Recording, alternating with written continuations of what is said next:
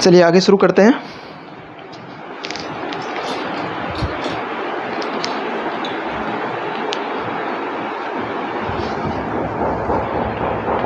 हमने पिछली बार याद किया था कि समूह सिद्धांत वाली बुक है, उस बुक में जो पहला चैप्टर है उसका नाम है समूह, ग्रुप एंड इट्स प्रॉपर्टीज, समूह एवं उसकी प्रगुण। ठीक है, वो हमने पढ़ा था। और उसका जो फर्स्ट ए है ना, उस पहली एक्सरसाइज, पहली जो पहला चैप्टर है इस किताब का, उसका जो फर्स्ट ए है वो हमने पढ़ लिया, उसके एग्जाम्पल्स के बारे में डिस्कस कर लिया। अब हम आगे चलते हैं और आगे वाले की थ्योरी और उसके एग्जाम्पल्स को हम समझने की कोशिश करते हैं और उनको करते हैं।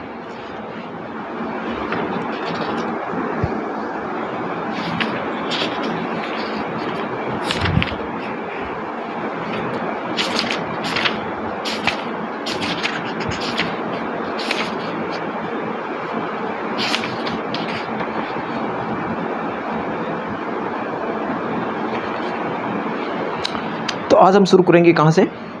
इसमें लिखा है कि some important properties of group की जो कुछ इम्पोर्टेंट प्रॉपर्टीज़ है उनके बारे में बात करते हैं। तो इसमें पहली प्रॉपर्टी इस प्रकार से लिखी है कि पहली जो थ्योरम है वो कहती है कि यूनिकनेस ऑफ आइडेंटिटी, किसी भी ग्रुप के अंदर जो आइडेंटिटी एलिमेंट होता है वो हमेशा यूनिक होता है, यानी कि तत्समक अवयव हमेशा क्या होता है? द्वितीय होता है, सिर्फ एक ही तत्समक अवयव होगा। कर लेते हैं बात इसके बारे में। फिर हम आगे चलेंगे तो लिखेंगे, पढ़ाए गए कि यूनिकनेस ऑफ इन्वर्स एलिमेंट होता है ना, प्रत्येक एलिमेंट का इन्वर्स एलिमेंट हमेशा एक ही होता है। ऐसा नहीं है कि 2-3 एलिमेंट का एक ही इन्वर्स एलिमेंट है, ना। हर एक एलिमेंट का एक अलग अलग इंडिविजुअल इन्वर्स एलिमेंट होगा। उसके बाद में बात करते हैं कि if G is group then A inverse of inverse, किसी का इन्वर्स लेने के बाद फिर से उसका इन्वर्स लें तो वो एलिमेंट वापस मिल जाएगा। और उसके साथ में एक और प्रॉपर्टी है कि ए बी, इस पूरे का इन्वर्स क्या होगा? बी इन्वर्स ए इन्वर्स होगा।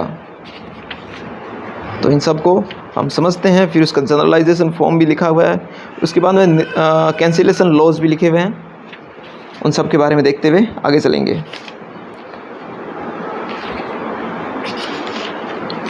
उसके बाद कुछ और थ्योरम पढ़ेंगे। इन सब थ्योरम को पढ़ते हुए आगे बढ़ते हुए हम एग्जाम्पल्स तक पहुंचेंगे।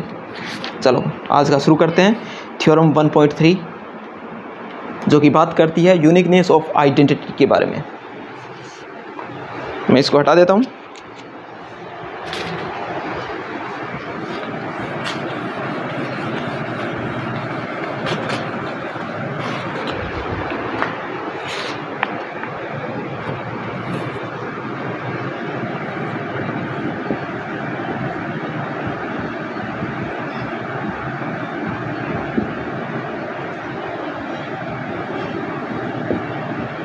Some important properties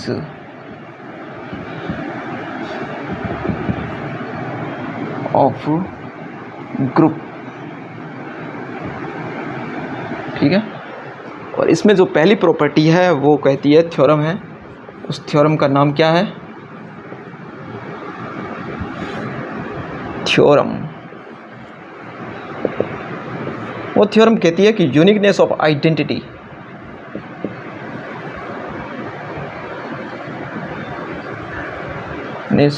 of identity, इसके बारे में बात करती है। तो हम बात करते हैं इसके बारे में। आई थिंक उससे पहले मुझे स्याही भर लेनी चाहिए इसमें।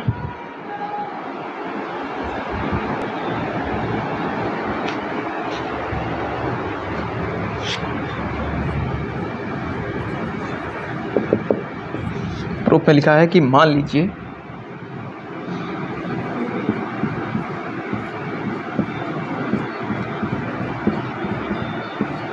जी कोमा स्टार समूह है, हमारा ग्रुप ये है,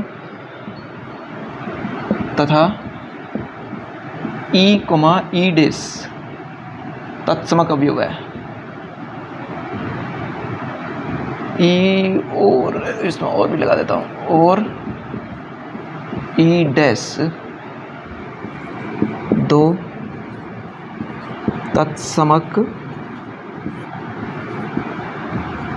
अवयव है। ठीक है, सबसे पहले मैं क्या करता हूँ कि ई और ई डैश दो तत्समक अवयव है। अगर वो दोनों तत्समक अवयव है तो दोनों के दोनों क्या होंगे, ग्रुप के एलिमेंट होंगे।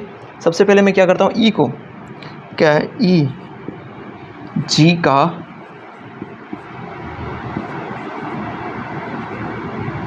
तत्समक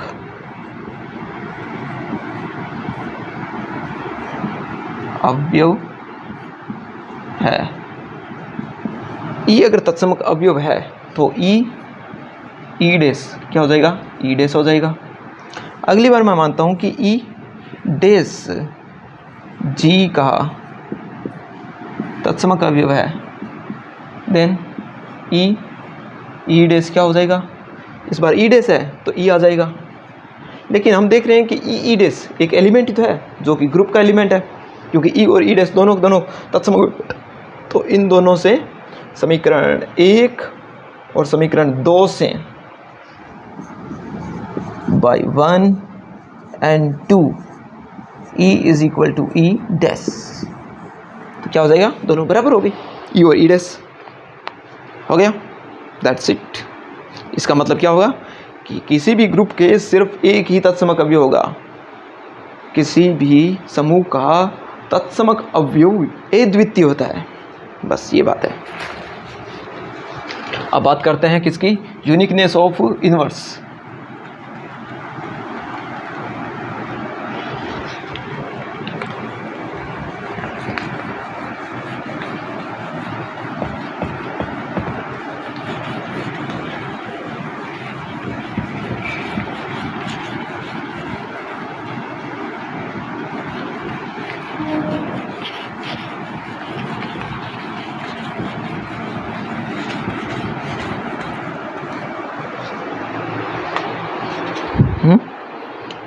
इसमें क्या मानेंगे, इसमें हम मानेंगे कि एक ऐसा अवयव है जी ए जिसके समूह में बी और सी दो प्रतिलोम हैं, मान लेते हैं।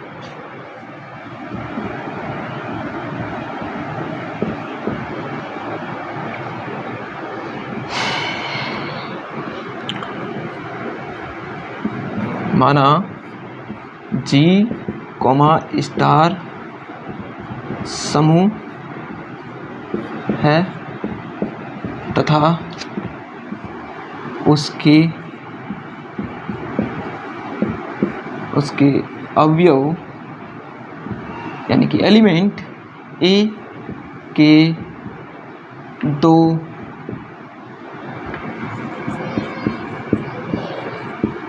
प्रतिलोम बी एवं सी है। ठीक है, ये दो प्रतिलोम हो गए।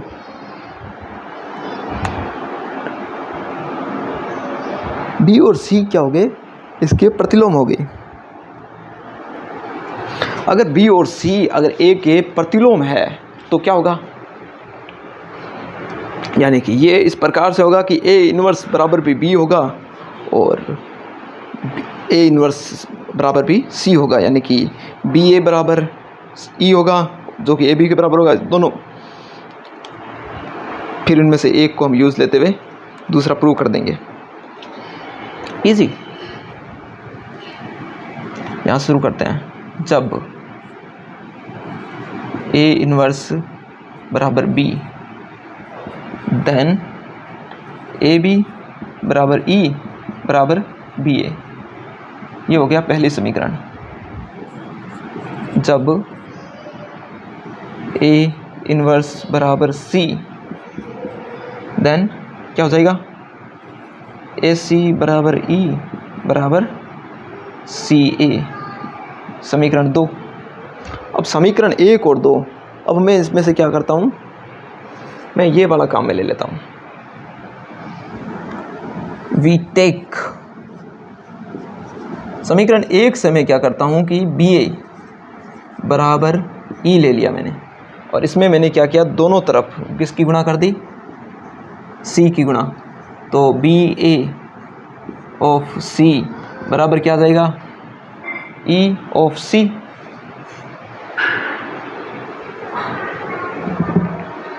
ठीक है, अब मैं इसका क्या करूं, मैं इसको यहाँ सोल्व करता हूँ। अब इसमें साहचर्यता के नियम से, जो ये ग्रुप तो है, साहचर्यता के नियम से क्या आ जाएगा, बी ऑफ ए सी बराबर ई ऑफ सी क्या हो जाएगा, सी हो जाएगा। अब ये ए सी क्या है, ए सी यहाँ से ई है, तो बी ऑफ ई बराबर सी, तो बी बराबर क्या आ जाएगा, सी। यानी कि प्रतिलोम भी क्या होता है, यूनिक होता है, इन्वर्स भी यूनिक होता है। हर एक एलिमेंट का यूनिवर्स क्या होता है, इन्वर्स यूनिक होता है। अब उसके बाद में हम क्या करते हैं कि एक चीज़ और प्रूव करते हैं, फटाफट चलते हैं उसकी तरफ। इसको मैं मिटा देता हूँ।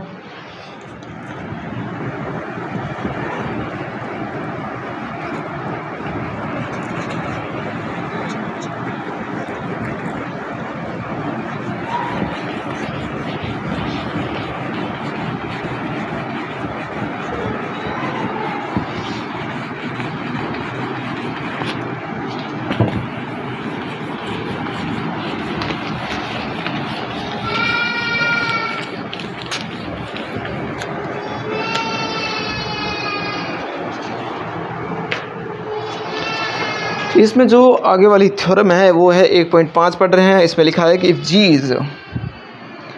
Is a group, if G is a group then for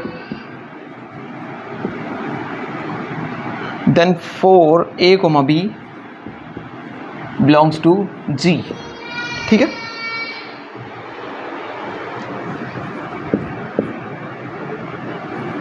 A inverse of inverse बराबर A होगा, और B में क्या है, ए बी का इन्वर्स क्या हो जाएगा, B इन्वर्स A इन्वर्स होगा। ये प्रूव करना है। कैसे करते हैं प्रूव,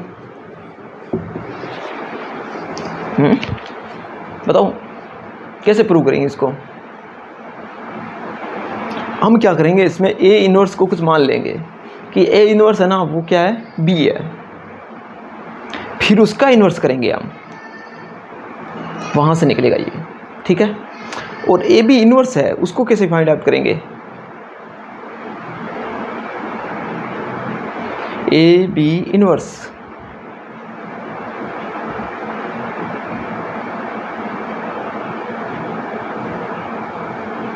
करेंगे उसको भी।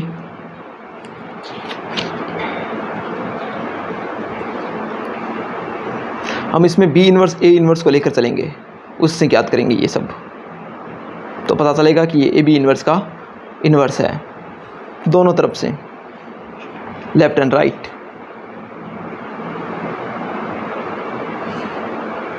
ठीक है, और उसको जनरलाइज भी कर देंगे फिर।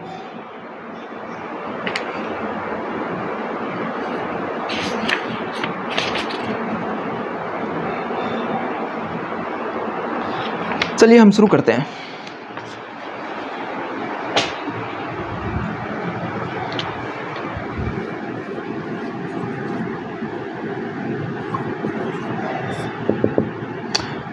ए का प्रूव करते हैं। हम जानते हैं कि क्या होता है, ए इनवर्स बराबर ई होता है, और ए इनवर्स ऑफ ए भी ई होता है। तो इसमें ये होता है कि ए का इन्वर्स होता है ए इन्वर्स। अगर हम उल्टा ले लेते हैं कि ए का क्या होगा, अगर हम इस चीज़ को इस तरीके से पढ़ते हैं, क्या किसको क्या पढ़ते हैं, इसको अगर हम इस प्रकार से पढ़ें कि ए का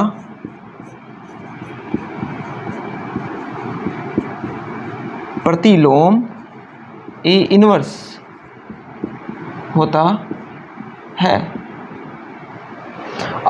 अगर हम इस बात को इस तरीके से पढ़ते हैं तो हम क्या करते हैं, इसको पहले लिख देते हैं, इसको बाद में लिख देते हैं, तो फिर इसको क्या पढ़ेंगे, ए इन्वर्स ऑफ ए बराबर ई और ए इन्वर्स। तो फिर इसको इस प्रकार से पढ़ेंगे क्या, कि ए इन्वर्स का प्रतिलोम ए होता है। ठीक है, तो इसका मतलब ये हो गया।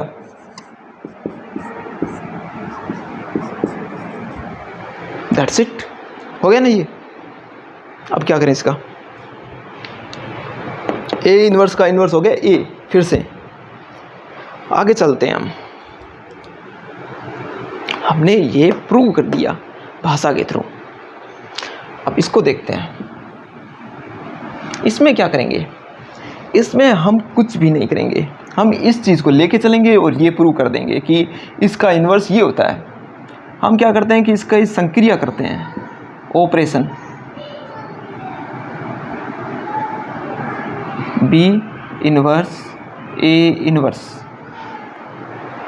फिर क्या आ जाएगा ये ए, एसोसिएटिविटी की प्रॉपर्टी से बी इन्वर्स ए इन्वर्स।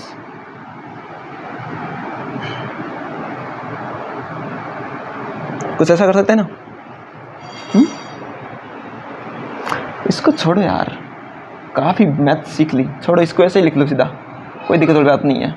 तो फिर क्या आ जाएगा ये ए इन्वर्स, फिर ए ई को लिख देते हैं ए, फिर ए इन्वर्स, फिर इससे क्या आ जाएगा ई। तो इसका मतलब क्या होगा कि इसका इन्वर्स ये है, और उसको हम उल्टा भी दिखा सकते हैं, पहले हम इसको लिख देंगे फिर इसको लिख देंगे, फिर उससे भी ई आएगा। तो इफ़ एंड ऑनली इफ में दोनों तरफ से साथ में कर सकते हैं, इसको लिख देंगे क्या, ए बी का इन्वर्स, जो कि क्या है बी इन्वर्स ए इन्वर्स। इसको पहले भाषा में लिख सकते हैं, फिर इसको ऐसे लिख सकते हैं। ठीक है, भाषा मतलब ऐसे लिख सकते हैं कि ए बी का ब्रैकेट का इन्वर्स, ब्रैकेट का प्रतिलोम बी इन्वर्स ए इन्वर्स होता है। इस तरीके से यहाँ लिख सकते हैं नीचे। तो ये हमने थ्योरम कर दी। आगे हम चलते हैं।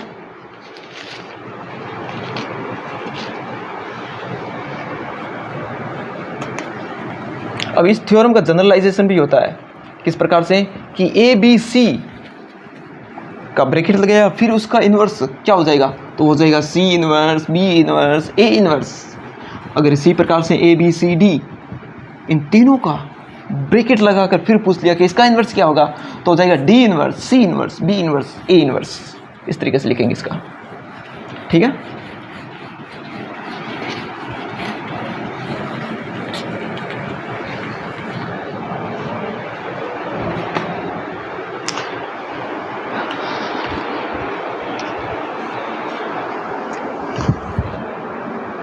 तो अब इसके बाद में हम उसके बाद वाले थ्योरम पर चलते हैं। उसको बोलते हैं कैंसिलेशन लॉ बोलते हैं, कि ए बी बराबर ए सी है तो बी बराबर सी होगा। इसे हमें प्रूव करना है। कैसे करेंगे प्रूव कैसे करेंगे,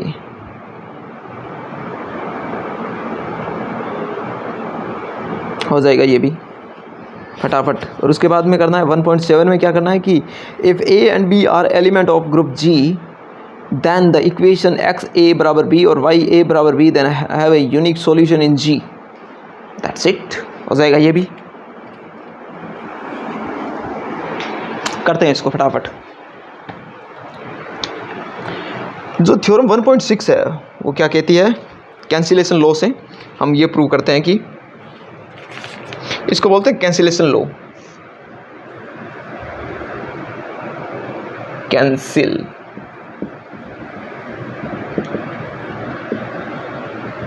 cancellation law, if A B C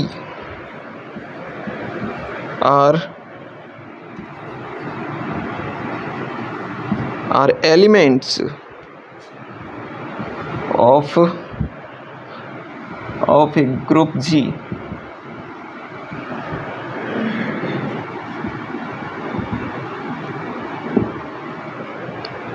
then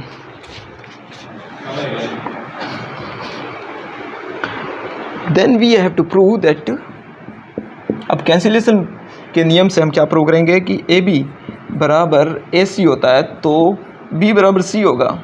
एक तो ये, दूसरे में बी ए बराबर सी ए तो भी बी बराबर सी होगा। ये दोनों प्रूव करना है, बहुत ईजी है, हो जाएगा। किस तरीके से होगा ये, अगर ए बी सी अगर एलिमेंट है किसके, ग्रुप जी के, तो ए का इन्वर्स भी एग्जिस्ट करेगा। तो प्रूफ में लिखते हैं किस प्रकार से कि A belongs to G then A inverse also belongs to G. अगर इन्वर्स बिलोंग कर रहा है तो रखो इसको काम में, लो इसको यहाँ पर एसोसिएटिविटी प्रॉपर्टी लगाओ कि ए बी बराबर ए सी, तो दोनों तरफ लेफ्ट हैंड साइड में अप्लाई कर दो ए इन्वर्स।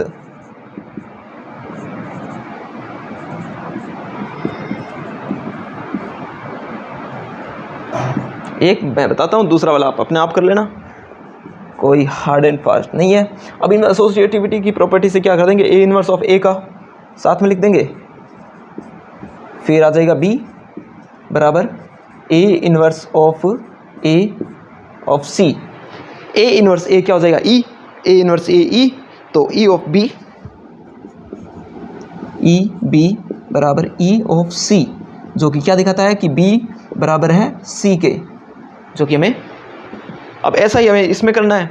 इसमें राइट हैंड साइड में क्या करना है, ए इन्वर्स अप्लाई करना है, उसमें बाद में एसोसिएटिविटी वाली प्रॉपर्टी लगाना है, हो गया ये भी।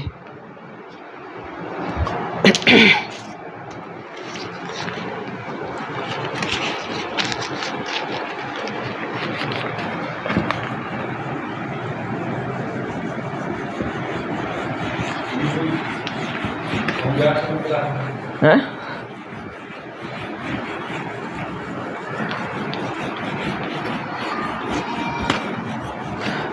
आगे चलते हैं।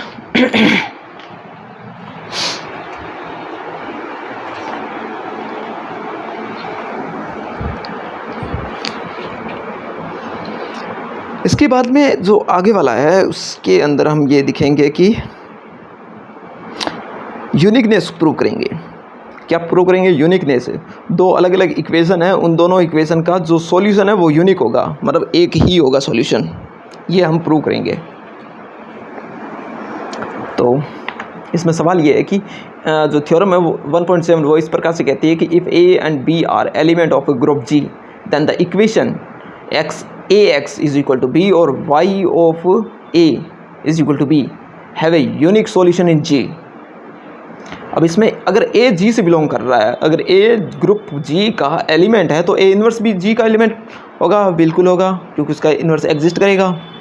उसके बाद में ए और बी दोनों जी में बिलोंग कर रहे हैं, तो फिर ए इन्वर्स जी भी बिलोंग करेगा, बिल्कुल करेगा, क्योंकि ए इन्वर्स भी तो जी का एलिमेंट है, बी भी है, तो क्लोजर की प्रॉपर्टी से क्या हो जाएगा, समर्थ की प्रॉपर्टी से, समर्थ की गुणधर्म से ए इन्वर्स बी भी बिलोंग करेगा। फिर हम क्या करेंगे, बोलो। A inverse of A of B, A inverse of B, A of A inverse of B, इसको काम में लेंगे, फिर इससे क्या हो जाएगा, ये आ जाएगा बी, यानी कि जो x है वो है ए इन्वर्स बी, इससे ये निकाल देंगे, यानी जो कि सॉल्यूशन है। अब यूनिकनेस के लिए क्या करेंगे, A X is equal to B, तो x इसके दो सॉल्यूशन मान लेते हैं, x1 और x2, फिर इन दोनों को से दोनों समीकरणों से क्या आ जाएगा, ए x1 ए x2 बराबर है, और फिर हम लेफ्ट कैंसिलेशन लॉ लगा देंगे, उससे x1 और x2 बराबर आ जाएगा। ये तो हो गया प्रूफ, बहुत ही ईजी था। दूसरा वाला वाई ए, वो भी सेम प्रोसेस, पहला वाला इसने कर दिया, मैं दूसरे वाला करता हूँ, ठीक है ना। वाई ए वाला मैं करता हूँ, एक्स ए वाला तो इसने कर दिया।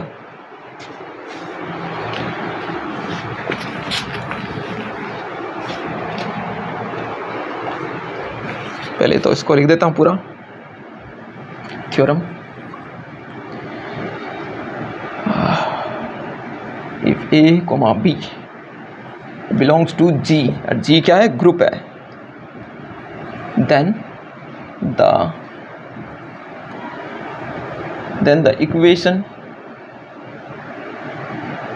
Y A is equal to B, मैं आधा सवाल लिख रहा हूँ, ठीक है ना, Y A is equal to B has unique solution, has unique solution in G, ठीक है। तो y a is equal to B, यानी कि ये हो जाएगा बी ए इनवर्स। इसका प्रूफ लिखते हैं फटाफट, फिर इसकी यूनिकनेस भी प्रूव करेंगे।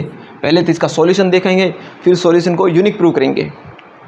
सबसे पहले बात करते हैं सॉल्यूशन की। तो सॉल्यूशन, जब इसमें क्या है कि ए जी में बिलोंग कर रहा है, तो फिर ए इनवर्स भी जी के अंदर होगा, और ए इनवर्स जी में बिलोंग कर रहा है, बी भी जी के अंदर है, तो हम ऐसा बोल सकते हैं क्या, B A inverse also belongs to G.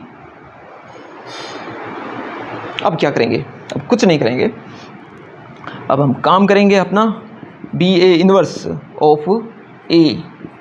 अब इसको हल करते हैं तो क्या आ जाएगा, B of A inverse of A, तो बी ऑफ ई, यानी कि इससे आ जाएगा सिर्फ बी। तो वहाँ पर क्या है, Y A is equal to B, तो इससे क्या सॉल्यूशन में निकला, इससे ये निकला कि जो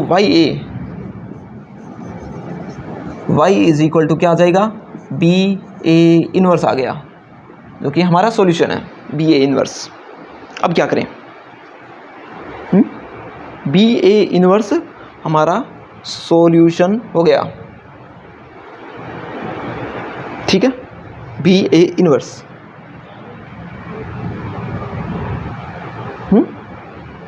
बी ए इनवर्स हमारा सॉल्यूशन हो गया। चलिए अब हम इसको क्या करते हैं, प्रूव करते हैं कि ये यूनिक है। तो हम यूनिक कैसे प्रूव करते हैं, यूनिक प्रूव करने के लिए हम क्या कर लेते हैं, मान लेते हैं कि Y A is equal to B have two solution, और वो दो सॉल्यूशन किस प्रकार से हैं, y1, y2, ठीक है, ये दो सॉल्यूशन है। तो इससे क्या आ जाएगा, y1 of a is equal to B, y2 of a is equal to B. अब इससे ये आ रही है, इससे वैल्यू ये आ रही है, तो हम क्या करेंगे, इससे दोनों तरफ b है, तो फिर आ जाएगा y1 a is equal to y2 b, y2 a। तो इससे ये आ जाएगा कि y1 is equal to y2, हो गया, y1 is equal to y2 आ गया इसका आंसर।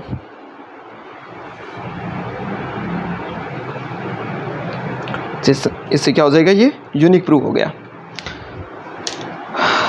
अब हम आगे चलते हैं, बात करते हैं ग्रुप की वैकल्पिक परिभाषा के बारे में बात करते हैं कि alternative definition of a group. बिल्कुल, जैसे जैसे हम नॉलेज एनहेंस करते हैं, आगे बढ़ते हैं, तो हमारी जो परिभाषाएं होती है वो बदलती है। जीवन में कुछ भी नित्य नहीं है, सब अनित्य है, अनित्य सब चलायमान है। तो कोई भी आपको बोले कि इसी की यही डेफिनेशन है, सिर्फ यही, तो वो गलत है। कुछ भी फिक्स नहीं है इस धरती के अंदर। तो अब हम क्या करेंगे, ग्रुप की कुछ अलग डेफिनेशन पढ़ेंगे और उस पर कुछ बात करेंगे।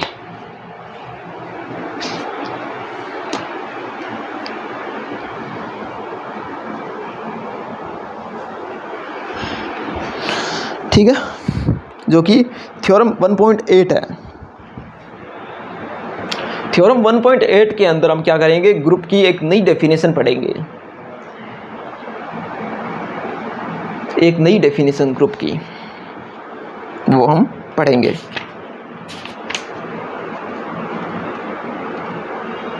तो इस डेफिनेशन में कुछ ऐसा लिखा है कि if for all element a, b of a semi group G equation ax is equal to b and ya is equal to b have a unique solution in G, then G is a group.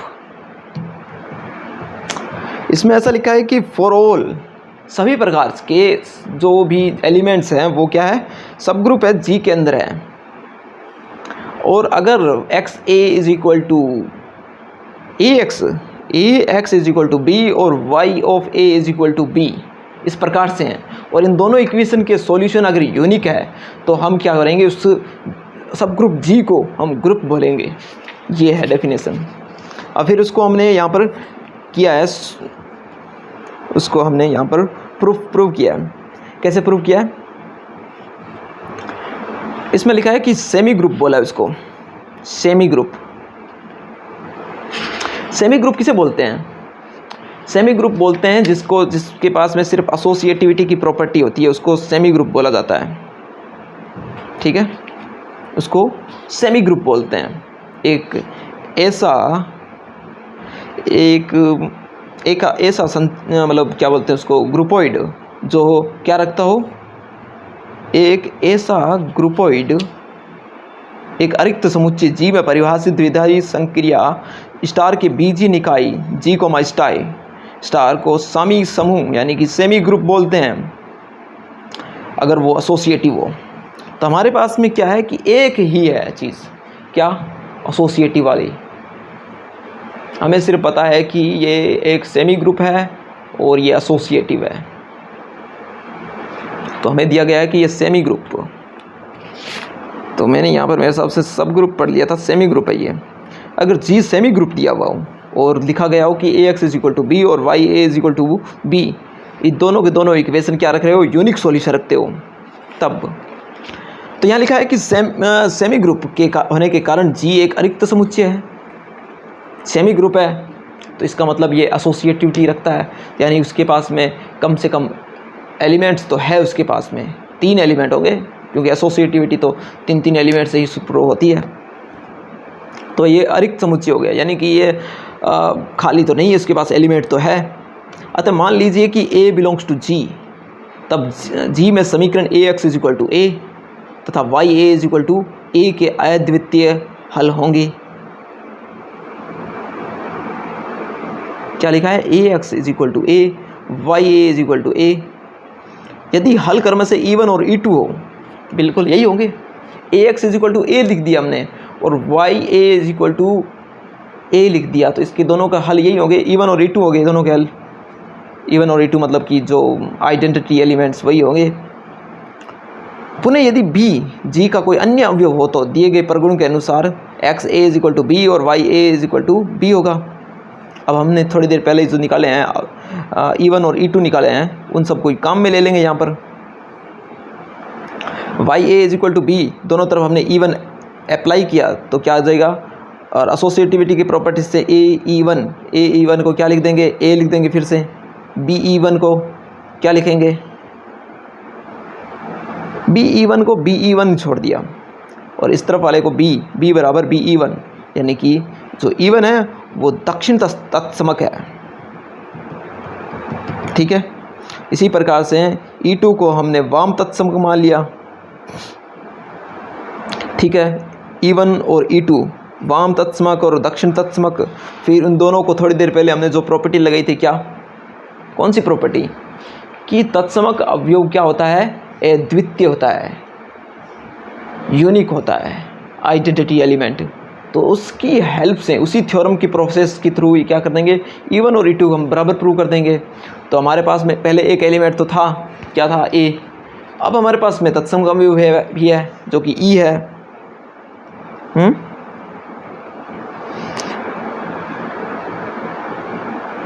तो तत्समक अवयव मिल गया। अब inverse element भी find कर लेंगे इसी प्रकार से। तत्समक अवयव है तो इन्वर्स एलिमेंट भी होगा। अब इसमें लिखा है कि एक्स ए तथा वाई ए एक क्रम से दक्षिण और वाम तत्समक है, वाम प्रतिलोम है, ये मान लिए ए के मान लेते हैं। फिर फिर इनकी हेल्प से क्या कर देंगे कि प्रतिलोम अवयव भी ज्ञात हो जाएगा। प्रतिलोम अवयव ज्ञात हो गया, एसोसिएटिव पहले से ये ग्रुप बन गया। बस इसमें कुछ नहीं लिखा है कि दक्षिण और वाम तत्समक है तो AXA बराबर E और YA बराबर E। तो इन दोनों की हेल्प से दोनों की तरफ क्या लगाया है, YA अप्लाई किया है बस। तो YA AX1 क्या हो जाएगा, फिर से इसको लिख दिया, E लिख दिया तो हो गया। इससे क्या हो जाएगा कि दोनों बराबर हैं। अब हम आगे चलते हैं और बात करते हैं कि कुछ और फाइनाइट ग्रुप्स के बारे में बात करते हैं कि अगर थ्योरम 1.9 है उसकी बात कर लेते हैं और फिर हम बहुत है, आज थोड़ी देर बाद में पढ़ेंगे आगे की बात। काफ़ी थ्योरम रहेगी, ऐसी बात नहीं है, 3-4 पेज और रह गए हैं।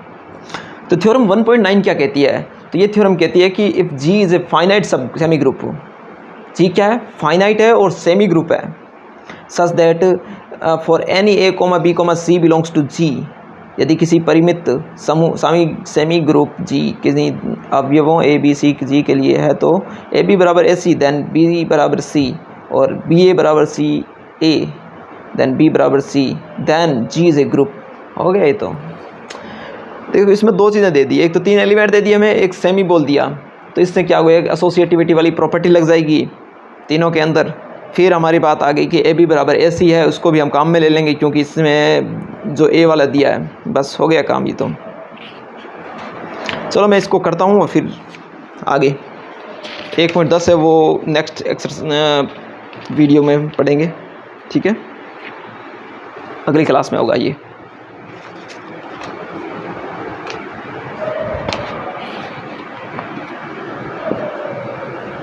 If G is finite semi group such that for any A, B, C belongs to G, ठीक है। और इसमें दो चीज़ें और लिख दी है, क्या, AB बराबर AC तो क्या हो जाएगा, B बराबर C हो जाएगा, और एक और लिखिए क्या, BA बराबर CA जो कि क्या बताती है, ये भी B बराबर C बताती है। देन हमें प्रूव करना है कि G is a group, G is a group, ठीक है।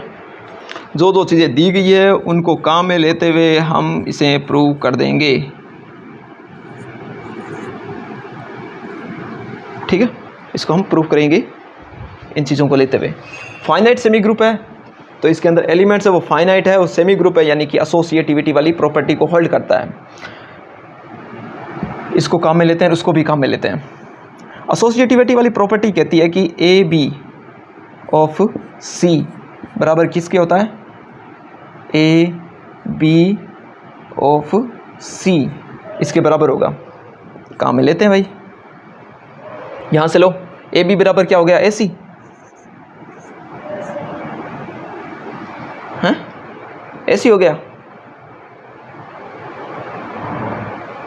और BC बराबर, ये थोड़ा हो जाएगा, नहीं पहले तो इसको AB को मैं ऐसे लिख दूंगा, लेकिन इस तरफ वाला BC के तो सही नहीं, काम में तो यही लेना है।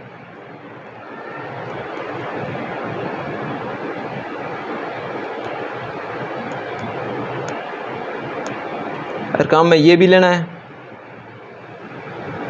तो दोनों तरफ कुछ क्या लगाएं, ये A है ये B है, ये दो हमारे पास में दो शस्त्र है, एक तो ये वाला और एक ये वाला,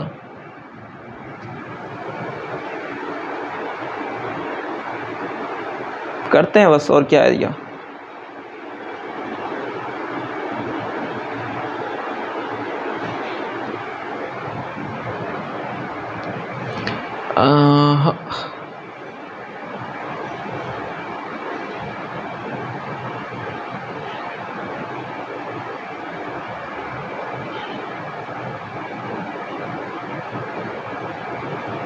इसका मतलब तो ये कहता है, ये इसको काम में कैसे लेंगे ये बताओ। पहले तो सोचने वाली बात तो ये है ना, ये दो चीज़ें हमारे पास में है, लेकिन हम इसे काम में कैसे लेंगे। ये बात तो ये कहती है कि अगर ये है तो ये होगा, ये है तो ये होगा। इसको इसमें कहाँ काम में ले, बोलो। फाइनाइट सेमी ग्रुप है, A, B, C।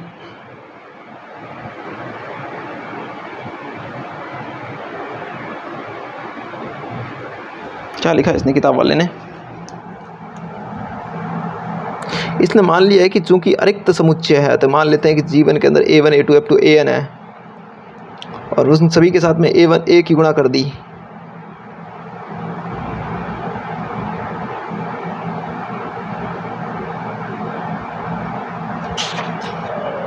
काफी अच्छी।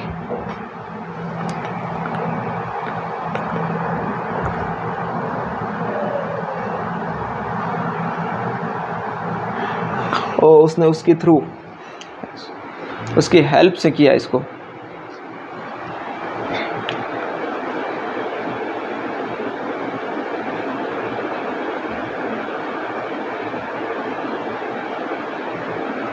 चलो यार भी किताब की तरह चलते हैं, किताब वाला रास्ता सबसे सही होता है। किताब में सबसे पहले लिखा है कि चूंकि जी एक अरिक्त समुच्चय है, मान लेते हैं जी को लिख दिया, फाइनाइट लिख दिया है, तो लेट जी क्या हो गया, A1 A2 A3 up to A of N, ये हो गया। अब मैं क्या करता हूँ, इस सभी में जो लेफ़्ट हैंड साइड की तरफ से गुणा कर देता हूँ, तो एक दूसरा सेट बना लेता हूँ खुद की तरफ से ही, A1 A2 A3 इसी प्रकार से AN। अब इस सेट का क्या करें, बन गया। अब इनमें से कोई भी दो एलिमेंट, कोई भी दो AIJ, लेट AI बराबर A ऑफ J है, तो इससे क्या आ रहा है कि AI बराबर A ऑफ J आ रहा है। कोई भी दो एलिमेंट लेंगे जो कि दो बराबर है, इसमें मान लेते हैं कि दो एलिमेंट लिए इनमें से जो कि दोनों बराबर है, तो इसका मतलब AI और AJ बराबर, यानी कि ये सभी एलिमेंट क्या है, अलग अलग है। ठीक है, एक बात तो ये होगी, क्योंकि सभी अवयव भिन्न है, क्योंकि यदि सभी अवयव भिन्न है, इसका मतलब ये हो गया ये सभी अलग अलग है, इसको दिखाने के लिए। अब इसके बाद में मान लेते हैं कि AR को B मान लेते हैं। ठीक है, क्या मान लेते हैं, लेट इनमें से कोई एक एलिमेंट है ना, मान लेते हैं कि AR बराबर B, ये मान लिया। AR अगर इसको B मान लिया तो यहाँ से क्या हो जाएगा, AR बराबर B मान लिया, और इसका सॉल्यूशन है, एग्जिस्ट करता है, कैंसिलेशन लॉ से, कैंसिलेशन लॉ ही तो लग रहा था यहाँ पर, उसी से तो है ये, लेफ़्ट और राइट दोनों कैंसिलेशन लॉ लग रहे हैं। तो इसका मतलब है कि हमारे पास में ये कुछ ऐसी समीकरण होगी, AX बराबर B वाली,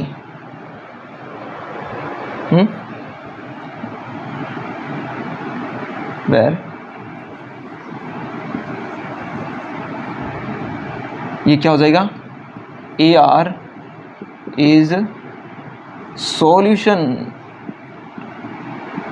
of AX is equal to B, ये हो गया, ये इसका सॉल्यूशन हो गया। और इसी प्रकार से हम उसका उल्टा वाला भी कर सकते हैं कि AR ऑफ A बराबर B, मतलब इस तरफ से राइट साइड में अगर हम A की मल्टीप्लाई करके जो सेट बनाएंगे उसको भी लिख सकते हैं। तो उससे क्या हो जाएगा कि ये यूनिक सॉल्यूशन भी रखता है, और यूनिक सॉल्यूशन रखता है तो क्या हो जाएगा,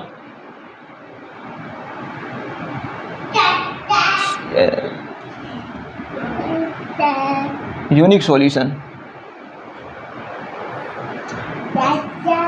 then G is group. बस हो गया, ठीक है। then goodbye, सब्बा खैर।